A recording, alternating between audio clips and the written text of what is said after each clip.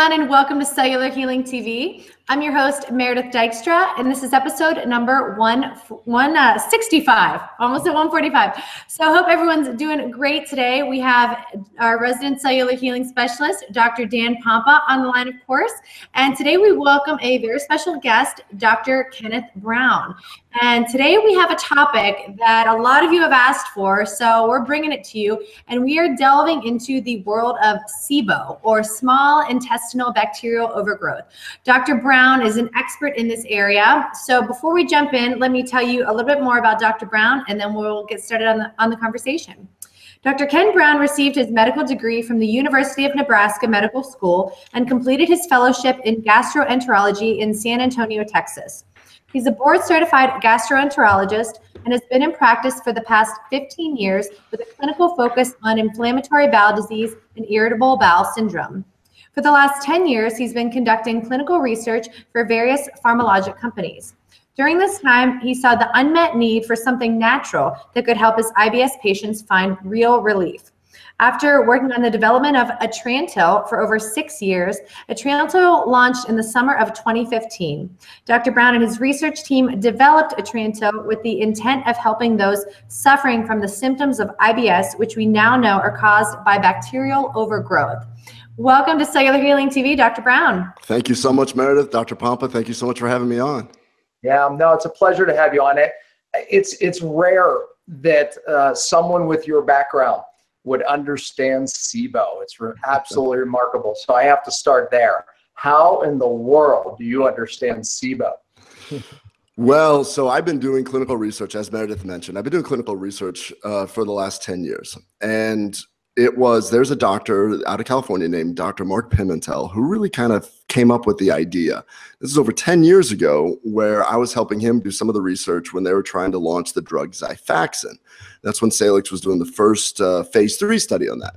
What was really interesting is that I communicated a lot with some different researchers around the country, and Dr. Pimentel noted something really unique in that his mouse models, he could show that antibiotics would help those people that had bacterial overgrowth and diarrhea, but they really struggled to treat those people that had bacterial overgrowth with constipation. And it's because of methane production. Right. And so that's where it all started. And so when I was talking to him, he said, yeah, we really need to come up with something for methane. And then serendipitous, fate, whatever you want to call it, my research manager at the time, Brandy Scott, well, she has a background in political science, and at one point she was a policy writer for a senator in Iowa. So it was really interesting. So I knew that I was working with Dr. Pimentel, who would come up with this concept of SIBO, and then I realized that we were missing this huge population of people that had constipation and bloating because that's due to methane. Well, I'm writing this on a dry erase board, and that's when Brandy comes in and she goes, you know, when I was working with that senator in Iowa, years ago in the 90s, they were trying to mandate that the farmers put food products for the cattle to decrease methane production for the cattle in an attempt to help the ozone. And that's when it was the aha moment. I went, holy cow, you're saying that we can do this naturally by using food products that have already been sort of researched in the animal world. We can just integrate this and see where we go. And that's how we ended up coming up with it. And that's where my passion came. No, nice to see that. You know, so let's talk about what SIBO is, because some people are going like, what is SIBO, right? I mean, small intestinal bacterial overgrowth, okay, but give them an idea of what that means. And then, you know, from that, you're referring to, there's two different types of bacteria. We have these methane producers, and then we have these hydrogen producers, and they can both cause different symptoms. So we'll get to that in a minute, right? It's like, so, absolutely. Yeah, because, you know, people are like, right now we're losing some people. So let's talk about it. What the heck is SIBO? Okay, so we'll back up real quick and let's talk about it from my perspective of what happens with a lot of my patients. So first of all, and you've come across this, I'm sure, with your patients, people get labeled as having irritable bowel syndrome, or IBS. Now, IBS is what I'm going to call a trash can term. Basically, if you have abdominal discomfort, change in bowel habits, and you go to your doctor and the workup is normal, they pat you on the head, they say irritable bowel syndrome. And many of my colleagues still will treat that with antidepressants, or they'll say that it's in your head and you just have to live with it. Much like it was 30 years ago when we felt that ulcer disease was caused by stress as well. or caused by anxiety. And then we learned by the Australian researcher that determined ulcer disease is actually caused by bacteria called H. pylori. This is the same paradigm shift that's taking place with irritable bowel. When we realize that bacteria can grow where it shouldn't, that's bacterial overgrowth. So what I tell all my patients is, it's not that bacteria are good or bad. It's that they are growing in abundance in the wrong place. So if you get sick, antibiotics, if you have a bad infection, or even if you go through a stressful period, it can change the motility of the intestines. So you normally have this free-flowing, very clear stream, and then something happens and it shocks the intestines, mostly in the upper intestines and the small bowel, the duodenum.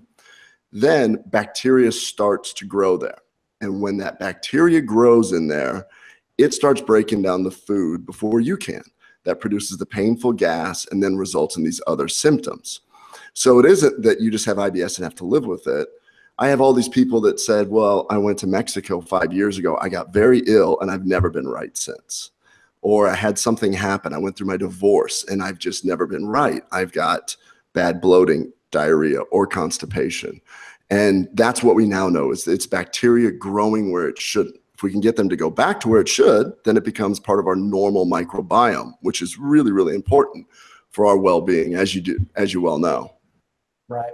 Yeah, I mean, some of the just common symptoms that people say, okay, I don't have irritable bowel. I never had that. Well, just bloating after eating fibrous foods, even vegetables, or a lot of people I know can't take probiotics. I just can't take probiotics. I mean, a lot of those are symptoms of SIBO that people don't think about. Are there others?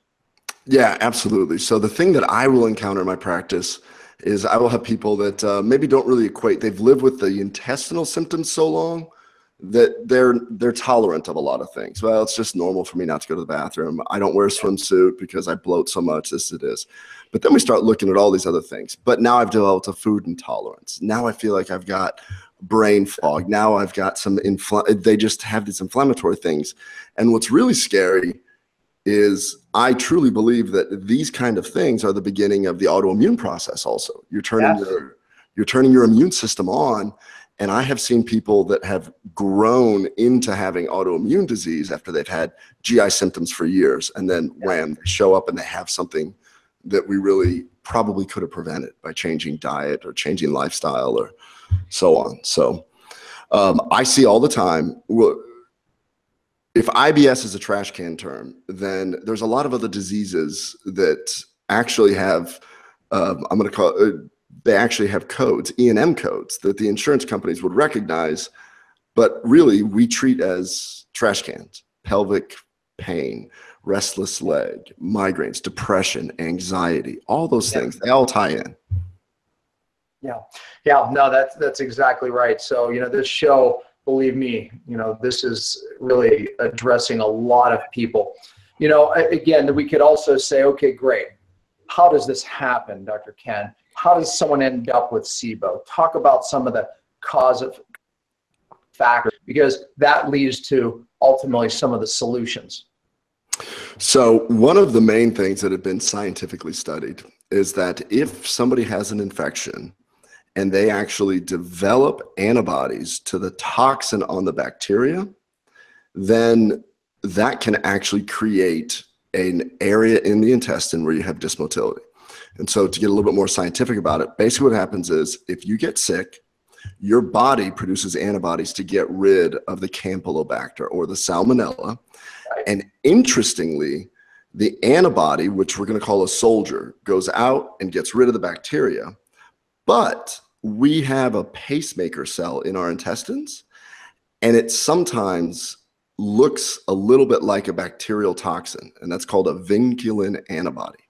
And what happens is our body will then hit that toxin and then create kind of a semi-permanent area where the intestine doesn't move real well. And that is the thought process right now, where that may be the first stone to start rolling down the hill and start the whole process.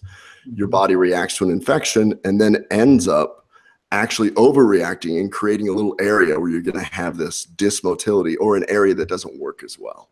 Right. That's one of the primary causes. And then after that happens, it becomes its own self-serving factory. Bacteria start to grow. they release hydrogen. Other types of bacteria come in and they can take it. You mentioned in the very beginning, hydrogen can be converted to, or can be used to make methane, which slows everything down, or it can actually make hydrogen sulfide, which speeds everything up. So now we have our model to explain what is irritable bowel with diarrhea and what is irritable bowel with constipation. So once this process has started, then every time you eat, and specifically starchy foods that sometimes are hard to digest, like bread, one of them, then the bacteria produce it, they produce more fuel, and they just keep thriving more, and it ends up becoming a recurring problem. That's really the main thing that starts, and then it keeps going. And that's why it's a chronic condition. And that's why we say that people have chronic irritable bowel. Yeah. Well, I'll tell you, you said something there, right? I mean, based on, diarrhea, some people have constipation, it can go back and forth, and it gets very confusing for people. So talk a little bit about these two bacteria, because I know this. People will say, well, my doctor put me on XYZ, maybe it's Xifaxan, another antibiotic, and they said, I felt like I was better, and now I'm much worse. Because if we kill off one group, we can actually take away something that was actually feeding this bacteria. We take away this group, and now these guys go crazy, and our symptoms change. Explain that. Yeah, so when we were developing this, that was the issue that we were dealing with Xifaxan initially. So let's look at the type of bacteria that produces methane. It's known as an Archaeobacter. Archaeobacter are a very primitive organism in their own kingdom. It's actually Methanobrevibacter smithii. We even know which one does it. Now, normally we'll have that in our colon, but when it starts growing in the small intestine, it's where it causes the problems. Right. What's interesting about the Archaeobacter is it's a very primitive organism, so that our modern day antibiotics work in a very different way and actually don't affect the Archaea species. That's how come Dr. Pimentel discovered early on that Xifaxan probably will not help these people that are bloating with that. So what we did, one of the ingredients in Atrantil is quebracho, and what that is, yeah. Okay, right now I'm talking so it goes on me, but this is the product that we use.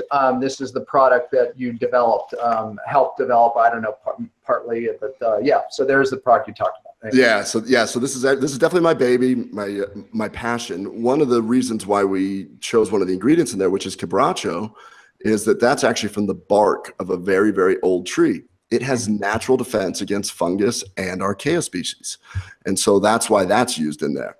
The other types of bacteria, many other types of bacteria, can actually take the hydrogen and produce hydrogen sulfide. So there's several other ones out there. Fortunately, those are more of the typical bacteria, which is why Xifaxan got the indication for irritable bowel D, because when you have bacteria that does that, what they need to do is they need to absorb the antibiotic, integrate it into the RNA of it. It's a RNA transcriptase inhibitor, which is just a fancy way of saying it shuts down the machinery inside the bacteria, and then the bacteria goes back.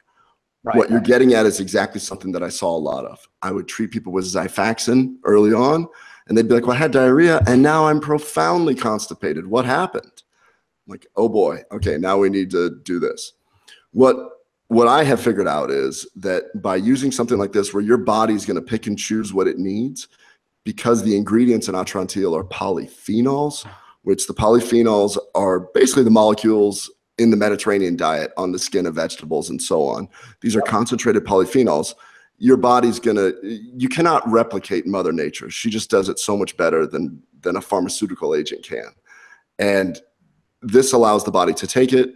It gets the bacteria to go back to where it should. And then we've learned that a lot of these polyphenols then get into the colon, where your colonic bacteria will convert it to necessary things that your body wants. So it's kind of a win-win. We can get the body back to where it should be, and it can be used daily as sort of almost a prebiotic style, allowing your bacteria in your colon to go ahead and use what it needs. Yeah, I think that the cool part about this, not to confuse our viewers and listeners, is that, look, I mean, if you're just targeting the hydrogen guys, yeah, the diarrhea goes away, but then there's these other methane guys that lead to the constipation. You target both in this. And really, I guess it's part of the magic, because you do target both, whereas Xifaxan was typically targeting the hydrogen, good for this, but oftentimes making this worse. how long do people typically need to be on this? And does it matter if they change their diet? Does it work if we take away fibrous foods and, starchy foods? I just asked a lot of questions there. Yeah, that's fine. Yeah. So so let's start with the whole food thing, because I think this is something that I'm evolving a little bit with. Initially, it was always thought that we should probably get people to change their diet so that they can, start alleviating some of the symptoms. Then after a little bit, that's when Dr. Pimentel came out with a new article that basically said, no, we need to feed the bacteria so they can absorb this antibiotic and then they can go away. So, that's a complete 180 in where it was in the beginning. Now, since Atrantil works differently, I don't really believe that it doesn't have to be absorbed. The ingredients there are built to get rid of the bacteria. They get the bacteria to go back to where it should, and then they feed the bacteria in the colon. So as far as diet changes, in my clinical practice, I see it as an opportunity to discuss diet. I personally like my patients to try and modify their diet and at least go gluten-free. I myself am kind of a paleo fan personally in my own lifestyle. So I think that it's an opportunity to do that. I have seen patients get better not changing their diet at all. I actually have a gluten intolerance, which is how I kind of eventually got to the whole paleo thing. But we've also seen that if people have a food intolerance, or if they have intermittent symptoms, then they can just take it with that, which then comes into the other question, which is how long to take it. What I'm seeing in my clinical practice is it really comes down to the burden of the bacterial load. We have some people that respond very, very quickly to it, and then they're done. In the initial studies that we did, those patients took it, and we had a very long sustained period where they felt great. And then maybe they'd come back a year later and we'd give them another round. And this is before we even actually had it in production. This is all just during the study phase. I've had other patients that have had this for years and years and years. And I imagine your practice is very similar, that you get a lot of people that show up with a big, thick stack of papers because they've seen a bunch of other doctors. They're frustrated. They show up and they just say, okay, your turn. Let's see what you can do. Well, I get a lot of that. And in those people, I do think it requires at least 20 days of 2 capsules 3 times a day, almost like you would do a round of antibiotics. And then after that, then it goes to an as needed basis or a daily. The whole daily thing really kind of came about because my patients just felt better taking it. So they asked to kind of stay on it. Said, even if I did the course, I feel better, but I prefer if I just take it every day, I feel better. For the Go ahead. I was going to say, for the gluten intolerant or food sensitivity people like myself, I can actually cheat a little bit and have a little bit of bread. As long as I take it, actually with the meal, I don't have any issues. So I know that there's something going on with that. And we don't exactly have all the science down on that, but there's a lot of different speculation things that I've talked to people. There's a lot of polyphenol experts out there. And some people say, well, it's a histamine thing. You're controlling the histamine, or it's the eosinophils, or it's the zonulin. Maybe you're blocking zonulin. And it's a moving target. It's really exciting because we got a lot more work to do. This is new area, and I find a lot of people that are histamine sensitive and, have their mast cells are producing more histamine. I find this to be a SIBO issue. I find this to be this imbalance, and there's a, some type of problem. So just targeting this, I think the SIBO is a better target, but before we discovered your product, we would put people on what we would call a SIBO diet, literally no fiber, no sugars, no starch, basically meats and fats for, 15 to 20 days and sometimes longer. It worked. The problem is many of those people would relapse, and it was very difficult to stick to. So because what it did is just starved them down, right? And then if we didn't fix the motility issue, they would end up with SIBO again, you see? So 100%, how is this with that? I mean, you're saying, great, if we can get rid of both types of bacteria that produce the methane and the hydrogen, the motility issue fixes itself. Do we still have to do anything else? Because I know that the brain connection is something we always had to address too. The vagus nerve, we would give people some, things that would help that with the motility. And even chiropractic adjustments in the upper cervicals make a difference for these people. So what's your feeling on that? So we know that with our clinical studies and what I'm seeing in clinical practice, so this has been out for a little over a year and a half or so, and we've treated 70,000 or 80,000 people now. And we get lots of good feedback. I have open lines of communication. The first thing I say is almost like I want to make a commercial where I want to say, we're a 4-star product because we're not going to fix everybody. I want to fix everybody. But, our studies really are pretty indicative. We're about, over 80%, 88% of the people felt better. But I still get, my whole practice is that 10% where they've tried it, they're not better. And I'm working on that. So if you can help me with those 10%, I will send you a nice Christmas gift. So the motility issue. When I was talking about the vinculin antibodies, these people that actually have that antibody, you almost have to treat them as if like they have an autoimmune disease that is affecting their actual motility. Now, this is something that I also strongly believe in. When you treat anybody during the day, you're going to give them something to try and get their intestines back to the way it should be. Well, what happens with a lot of these people, and the reason why they have motility issues, is because when they go to bed, there's actually something that's supposed to take place called the housekeeper phenomenon, or the phase 3 contraction. And most SIBO patients are very familiar with this because they've read about it quite a bit and they're trying to learn for themselves. So basically, when you go to sleep at night, when you go into a deep sleep, your body sets this rhythmic pumping of moving everything from the stomach all the way to the colon. We know in people that have this, that's actually been affected. So they go to bed at night and the bacteria just thrive. And then you wake up and we're right back to square one. Yeah. So addressing the motility issue, I will sometimes put people on erythromycin at night. From a natural standpoint, Abiragast is something else that I'll use at night. But really anything to get that phase 3 contraction moving so that it works in conjunction. And then once you get that out, then usually the motility will repair itself. Yeah, we use a product Bind at night that it just has a stimulating effect on the gut, even for people who have lack of motility. And it binds up a lot of these nasty biotoxins that these bacteria produce. So people just go, oh my God, I can't live without it. And it's because of the reason you're saying, not to mention you have a lot of bile dump that occurs at night too. I think the Chinese used to call it liver time between like 2 and 4 a.m. Boom, it just dumped. And then now you get the toxic dump and the bacteria thriving. Oh my gosh, it's a recipe for disaster. But isn't this interesting though? Like you're already integrating multiple organs into this. And one of the things you're talking about is a lifestyle deal that really gets completely overlooked, which is proper sleep hygiene. If we can get people into proper sleep hygiene also, then that plays a role.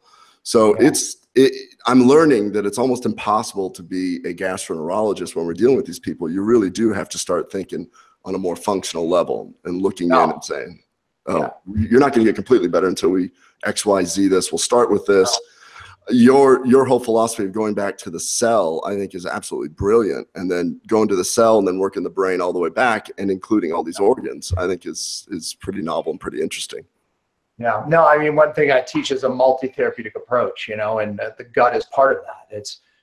It's so hard if you're not working in all of these areas to really get someone lasting well, right? We do things, hey, that helped, but if you're not really working in all of the areas, you're not going to get someone to really last in their healing. I have to have Meredith tell her story because, just recently, I thank her for finding this. And, when she did, I started researching it and everything that I knew, I was like, okay, this actually makes sense to me. There's a lot of thoughts that brings to me. I'm like, okay, this one actually makes sense. I said, oh yeah, you need to, try it. I think I told her to try it anyway. And then I started researching it. I said, man, I can't wait to see her results. Meredith, tell your story because you're a classic case. I mean, from the Xifaxan all the way through. Yeah. So, gosh, I've had some gut issues, and I don't know, we'll kind of have to abridge the story, but so I guess it kind of started around 2010. I began eating a really high starch diet, a macrobiotic diet. That's what I was following. So I was eating, grains 3 times a day, and I came down with a staph infection as well. And so this was like maybe January 2011. Got really fearful, so ended up on a course of a lot of different antibiotics for about 5 months. And then ever since then, my gut health was just, I couldn't get it where I wanted it to be. I had issues with digestion. It would flare up on my skin.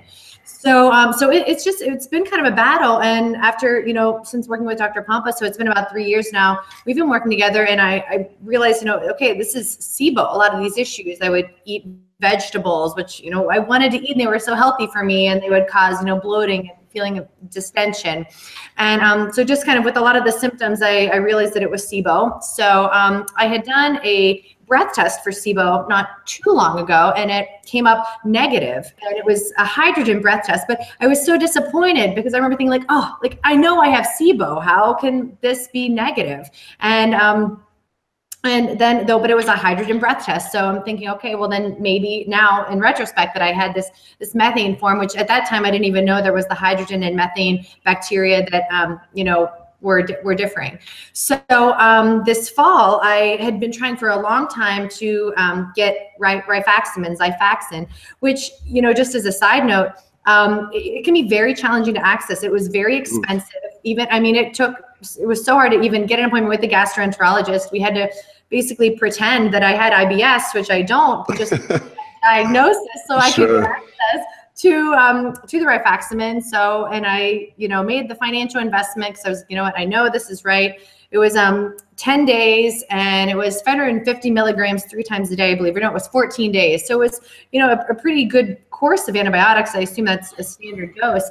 And so I took it for 14 days at this high dose, and I maybe felt a little bit of relief in the beginning, because Dr. Pompa, you had suggested maybe since I had been, following a low carb ketogenic diet for a while with, some cyclical feasting with some higher carb here and there, but pretty low carb for a while, that while I was taking rifaximin to try a higher carb fun kind of diet, just to eat starches to, really for the bacteria to be able to kind of digest these starch.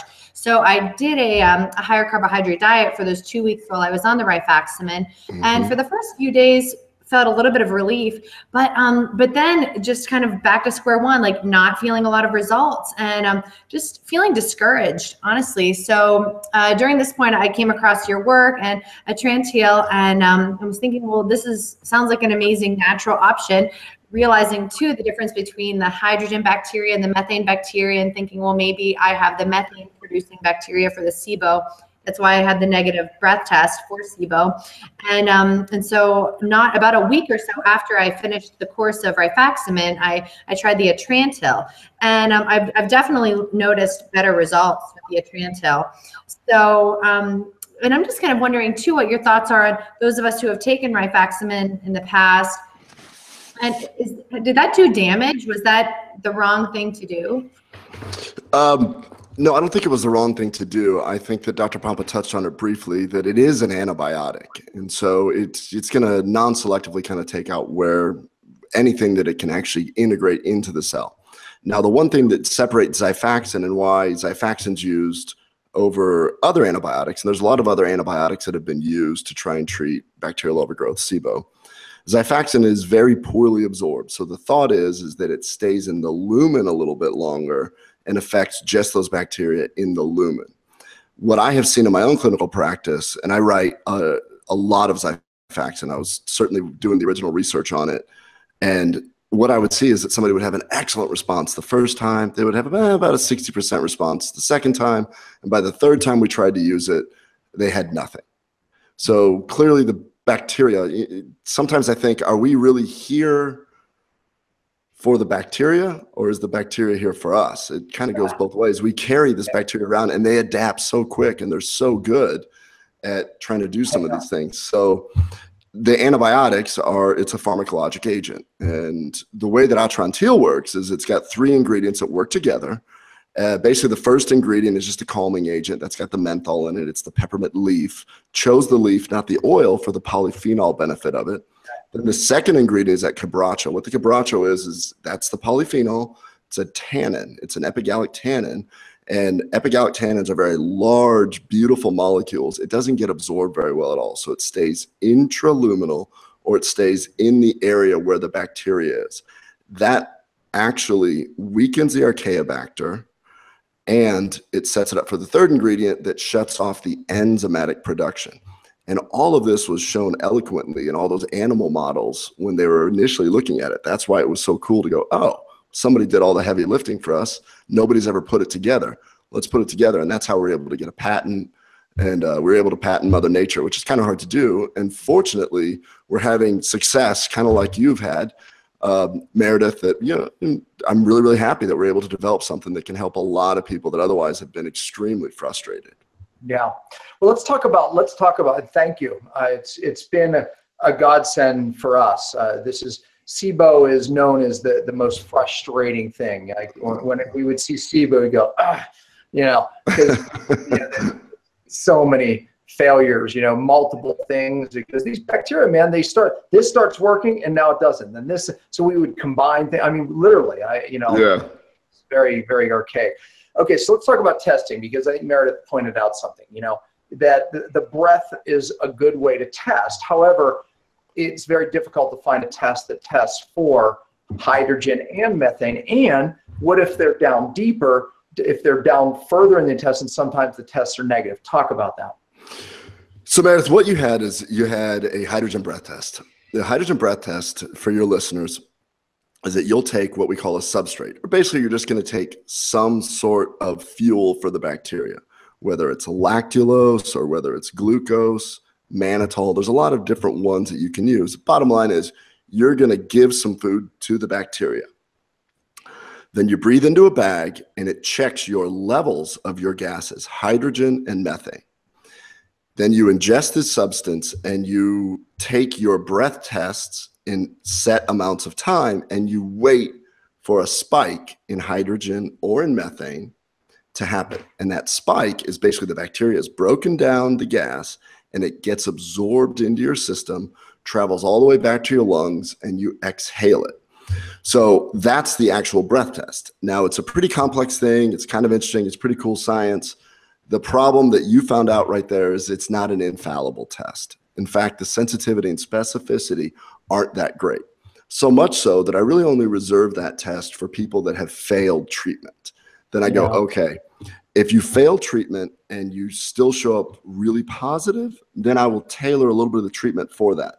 An example of this would be somebody that came to me as a second or third opinion, and I treated him and he's like, yeah, I'm a little better, but still not. And I checked his breath test and he had a methane spike in like 15 minutes. So looking at that, what that told me was similar to what you just mentioned, where is the bacteria living? In his case, his bacterial overgrowth was so high up that it was right past the stomach, which means, oh my gosh, maybe we're not even opening the capsules, not even dissolving that high up. Of course, if it dissolves that high up, then of course, if you've got bacteria further down. So it's the best way to get it to go there. So we had him open up the capsules and it went away. In his case, it's like, oh, so that was more of an area of getting the product there. So the breath test is not the ideal. It's not a perfect test, but it's all we got. A few other things like endoscopic culture and things, that's still not perfect. It's an invasive test. There's a few people around the country doing that. But I reserve the breath test for people that have actually failed everything. Now, if you're interested, just this past month in one of my journals, American College of Gastroenterology, Dr. Pimentel and Dr. Satish Rao, who are both experts in SIBO and treat it slightly different, they came with a consensus article or a review article on breath testing. And you can read the whole thing, and the bottom line is they're just kind of saying this, well, it's kind of not that great, but it's all we got. So it's kind of funny that the experts that are really kind of into this, they all kind of agree that it's clinical diagnosis still goes a long way. Now, I will say that the belief with these guys was that if you do test positive in methane, that is probably true. So it's a very specific test if you test positive in methane. Yeah. If you test negative, it doesn't mean that you don't have it. So take that for what it's worth. Yeah, I mean, I don't even use the testing anymore. It's so easy clinically to spot it, I think. But, and the other problem with many of the tests, most of the tests that people get online are just hydrogen. So they're missing the methane. And it depends on what sugar agent they use, because if the bacteria are too far down, then it doesn't get to it, et cetera. I mean, there's many pitfalls, but yes, exactly. Yeah. So, okay. Yeah, we're learning a lot here. I'll tell you, this is good stuff. So I have one more question back over to Meredith, so let's say someone does, the 20 days, and they relapse. You know, can you do another 20 days, follow it up? You know, because these are questions, you know, that I get a lot. You know, so how much can you do it? Can you disrupt can the product disrupt your actual microbiome? That was the actual question I had when I did my Facebook Live. So can the product disrupt your good microbiome? So therefore, how often can you treat if you flare up? There was the question I got. So we have not seen any disruption of the natural microbiome. And typically when we're talking about medications that do things like that, we'll know if it's an antibiotic and somebody develops C. diff, Clostridium difficile, then we know they're really messing with your natural microbiome. That would be the most extreme version of it. I have had some practitioners that do stool testing and genomic stool testing and things, and they say that there is a change, but into more of a change of a broader spectrum of bacteria, which means it's functioning like the prebiotic. It's a polyphenol. And so these are the ingredients. So really the answer to your question is we have not seen it. Okay. I don't think it would do it. I have been taking it daily for years, ever since we first came up with it. I was the first guinea pig. I've taken 2-3 bottles just to see if a toxicity would happen and so on. And I have not had any issues at all. We believe that those molecules, there's a lot of cool research going on with this. I just read an article recently where epigalic tannins, somebody wrote an article that showed that these tannins, I think it was pterostilbene was the one that they were looking at, actually got converted by the bacteria in the colon because they don't get absorbed well. And the bacteria then converted it to urolithin through an enzymatic process. These are all kind of big words, but the bottom line is that it actually helped the mitochondria on the cellular level do something called mitophagy, or, you know, we always talk about when you talk about fasting and stuff, autophagy or autophagy, where your cells do this. Well, this is the same thing, but even at a smaller level in the mitochondria. And I just came across this, and it was like one of those, you know, when people are starting to do research in the molecule that you're enjoying and you're working with, and you realize, oh, this is tip of the iceberg. Maybe we're really getting into a cool area of overall cellular health where we can start helping people on that end. No, that's exciting. You know, hey, good. Look, I know that you've been on it for a couple of years. My kids aren't going to die. They're my guinea pigs, right? It's like, okay, kids, you're good. You know, it's great. You're good on this one. Next. Yeah, exactly. So I mentioned, people ask me all the time, they're like, oh, can we give it to pregnant women? Can we do it for breastfeeding? You know, and it's just kind of a canned answer. It wasn't studied. The box says no, we can't do it. But on a, probably shouldn't say this on air, but it's really kind of funny. Brandy, the researcher that helped me develop this, her and I worked years on this. In the process, she ended up getting married and getting pregnant and breastfed. Well, she remained on it the whole time, and her baby is beautiful and gorgeous and everything. So I'm not recommending it, but I'm saying that at least we're willing to try it. Just like you said, you're going to test it out on your kids. We do the same thing. Yeah, exactly. Yeah. Actually, you know what? My son, it fixed my son's girlfriend. Yeah.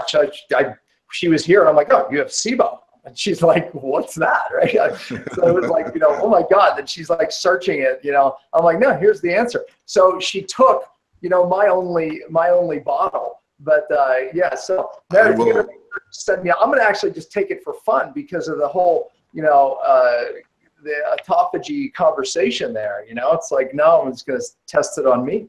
Yeah. So the only other thing that's really interesting that I think that you can kind of appreciate, and this is a hard concept, and when I speak with other medical doctors, other MDs, the term leaky gut. So that's a very, very common term on the internet. It's a term that I think most MDs will stick their head in the sand and say that doesn't exist because there's no code for it. It's true. Yeah. But what we're seeing is this big movement now where if we call it, you know, epithelial integrity, you know, disruption, or use any other fancy word you want, but it comes down to leaky gut. There's a lot of information where really what we're seeing is I met with a gastroenterologist who in his mid-50s decided to get his PhD in immunology, which it blows my mind that somebody would do that at that stage of their career, but he's absolutely brilliant. And he did his thesis on the tight junction, or how the cells come together. And we were discussing that there's a lot of evidence that shows the things that create leaky gut, SIBO or an infection, diet, meaning whatever you want to call it. You can say that it's GMO or it's, lectins that are creating this, and grains, whatever you want to call it. And then zonulin. And of course, zonulin is that protein that is produced when the body sees gliadin or gluten. So zonulin, SIBO, and diet create this leaky gut or intestinal permeability. Once intestinal permeability happens, you have these security guards that wait right below the cells called dendrites, and they sample the outside world, and they don't really make a decision. They hand it off to another cell, like a B cell, and then that B cell makes a decision, friend or foe. Oh, don't worry about it. That's a normal bacteria that we don't care about. Oh, don't worry about it. That's just a normal chunk of hamburger. That's fine. And they shut it off. In these susceptible people, that is the start of the autoimmune process. It hands it off to a cell, and then that cell overreacts and goes, oh no, this is something we have to get rid of, and then turns on this whole inflammatory cascade. And that's when we get into the complexity of it with, is it these inflammatory cytokines like TNF, interleukins? Is it the histamine? Is it whatever? But what's funny, when we treat people with Crohn's and ulcerative colitis, which are diseases where the body attacks its own intestine, maybe the treatment has nothing to do with downstream shutting off these inflammatory cytokines. Maybe we just need to tighten the gate before it even happens. No, I couldn't agree more. And I'll tell you, after this conversation, I'm going to use this product on people that I wouldn't diagnose with SIBO, right? That I wouldn't say, oh, this is a SIBO case. I'm going to use it on some of my leaky gut cases that we battled. So this is, I think there's more here than meets the eye. It's probably standard for you when you evaluate a patient, but it's very interesting. I'll catch my patients off guard where they'll be talking to me. They want to discuss their GI issues, bowel habits and things like that. And I'll go, do you ever feel like you're just tired? They're like, yeah. Why? I'm like, do you ever feel like you're in a brain fog? And they're like, yes. And then I'm like, oh, okay, this is what's going on. But it's so interesting because these symptoms are so common. In my opinion, all these symptoms are tied to chronic inflammation, some sort of thing that's revving up your inflammatory response, starting in the gut, working its way out. And then you have these other manifestations, depression, fatigue, restless leg, brain fog, all these things that people get frustrated because the blood work's normal, scopes are normal, and they get a CAT scan, and then they go to another doctor and they do the same thing. And then they go to another doctor and they do the same thing. So hopefully we're making a big difference. When you look at why people don't feel well today, you have this brain and you have this brain down here. Both have a barrier, blood-brain barrier, gut barrier. Both are being compromised by massive amounts of certain toxins. When we look at what glyphosate is doing, and it goes beyond glyphosate. We grew up in the lead and mercury generation. I mean, these things open up these barriers. We're dealing with toxic cells here. This is the problem. And then all these infections, that are now crossing into these barriers. And this is why we're seeing an epidemic of autoimmune and unexplainable illnesses. I have to do a little self-confession here. I listened to your podcast where you were with, your buddy. You guys were at a convention and you were kind of doing simultaneous live podcasts. You guys had dinner the night before, and I bet you're yes. And I was sitting there writing down. I'm like, man, I got to start doing some of this stuff. I'm like, okay, I gotta bring my own water filter there. I got to do this. I'm like, wow, when these guys go on vacation, they've got a whole list. They got to make sure.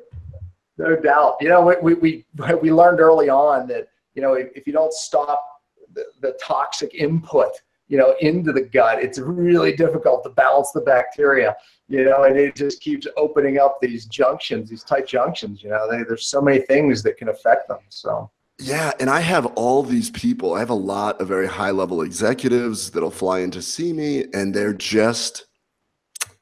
frustrated because they're mentally not where they normally are. They may have, and they'll even admit it. They're like, man, I've never been anxious in my life, and now I'm having panic attacks. What is going on here? and we treat the gut, and eventually they get a little bit better. But it's that desperation, like, what in the world? Why? I get it. I'll put up with my gut, but this, just like you said, a lot of these cytokines and toxins cross the blood-brain barrier. And when that happens, the brain reacts to it. And you have these, you have this enteric nervous system, meaning you got your own nervous system in the gut that does communicate with your central nervous system, which is your brain and your spinal cord. And so there's interaction both ways. And so you can have the brain doing some stuff to the gut, and you can have the gut doing some stuff to the brain. Absolutely. Now we see it with our, autistic cases, and you have to deal with both. And I'll tell you that therein lies the magic. Well, Meredith, I'll turn it over to you. Thanks, Dr. Pompa. I always have lots of questions, and you guys had touched a bit on fasting. So, Dr. Brown, I'm curious as to your thoughts on fasting, whether you implement it clinically, and just because when I met Dr. Pompa, when we've been working together, I remember just kind of getting back to the SIBO topic.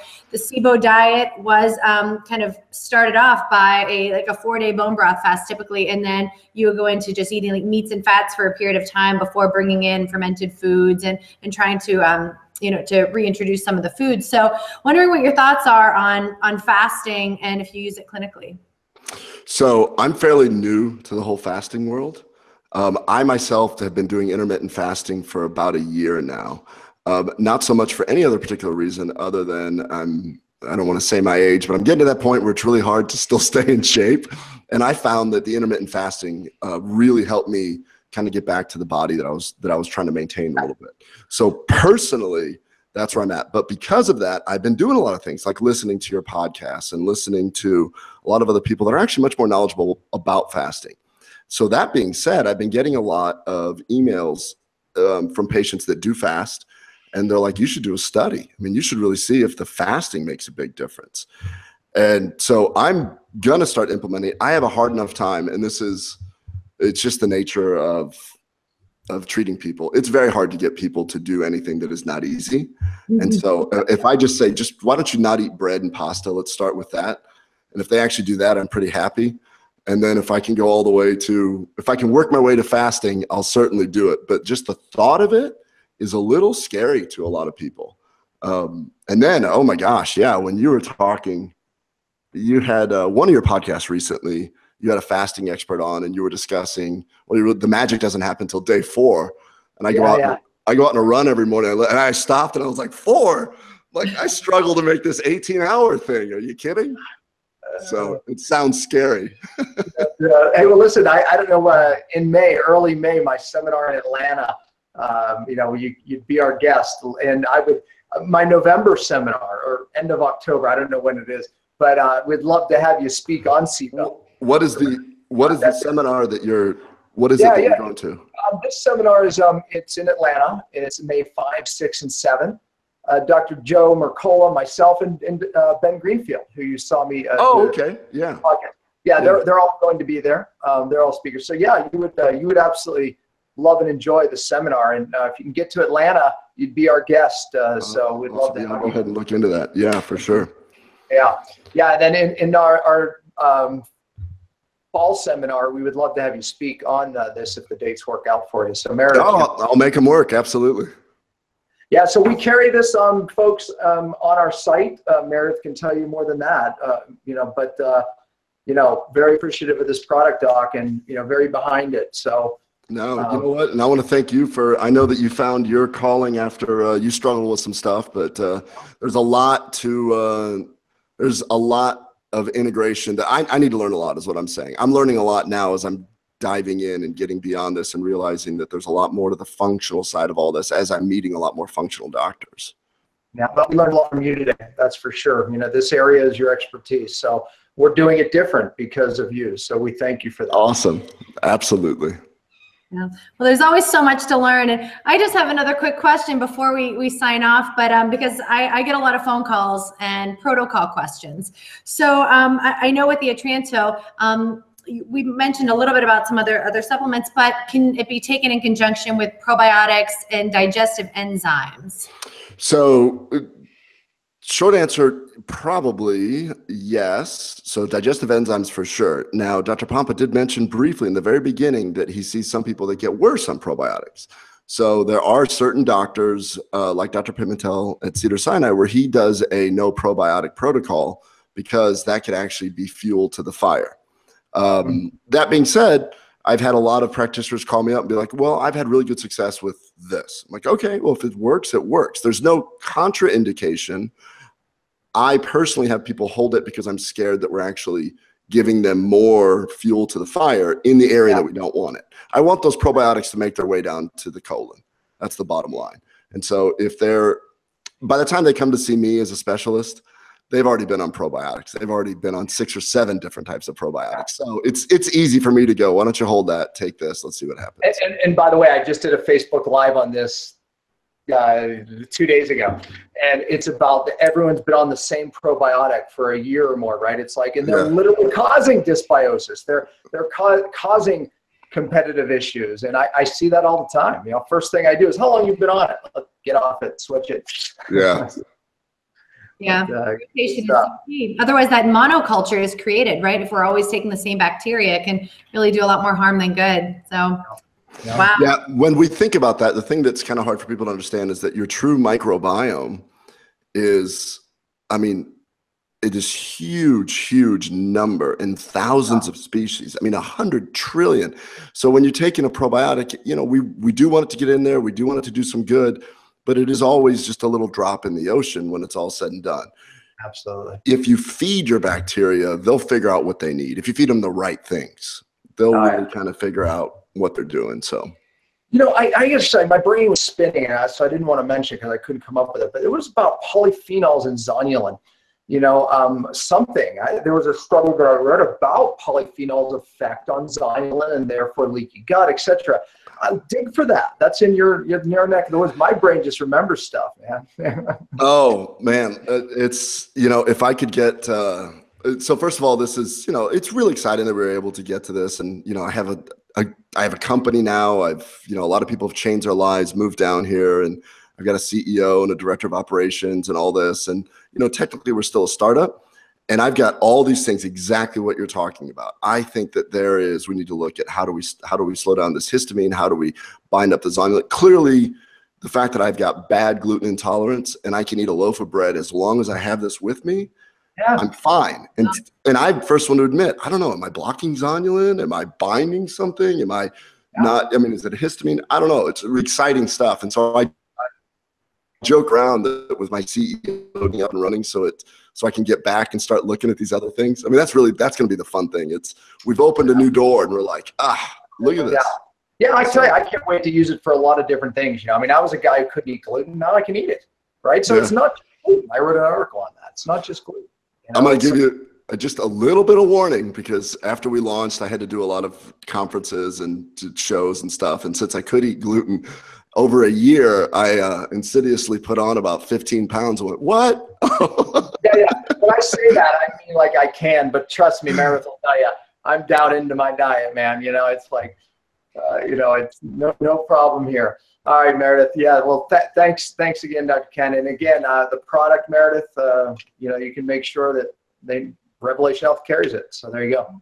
Awesome. Dr. Pompa, Meredith, thank you so much. And Meredith, can you just email me the conference dates and then I'll make sure that we'll attend. That's awesome. So awesome. Well, I will definitely reach out. Thank you for sharing your wealth of information on the gut and SIBO and some of the root causes, and then this really exciting solution that we have for all of you as well. So I'm very excited. I'm a little nervous to try gluten again, but maybe I'll even try it with this product. I don't know. It's funny you get you know what, Dr. Ken?